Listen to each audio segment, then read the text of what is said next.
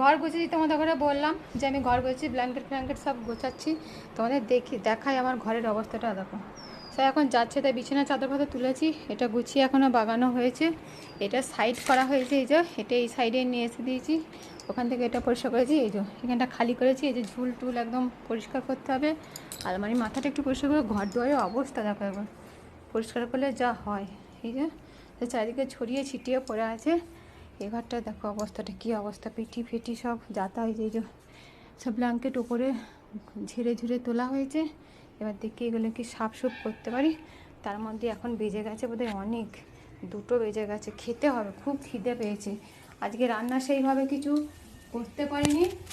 এই যে তোমাদের দেখায় কী রান্না করছি, এই যে ডিম ভুজিয়া করে, আর কালকের এই যে জিরা রাইস ছিল সেটার মধ্যে দিয়ে দেবো, দিয়ে এগ রাইস করে নেবো। আর এটা মানে মা বেটা এনাফ, এক কড়াই আছে, এটাই এখন আজকে দুপুরের খাবার হবে। এটা একটু ভেজে নেবো ভাতটা, ব্যাস। এই 4টে ডিম দিয়েছি, ভালো লাগে খেতে। তরকারি আছে কিন্তু তরকারি দিয়ে খাবে না। চলো করি, তারপরে ওগুলো গুছাবো, বাগাবো, অনেক মানে কাজের গাদা, না করলেও তো হবে না।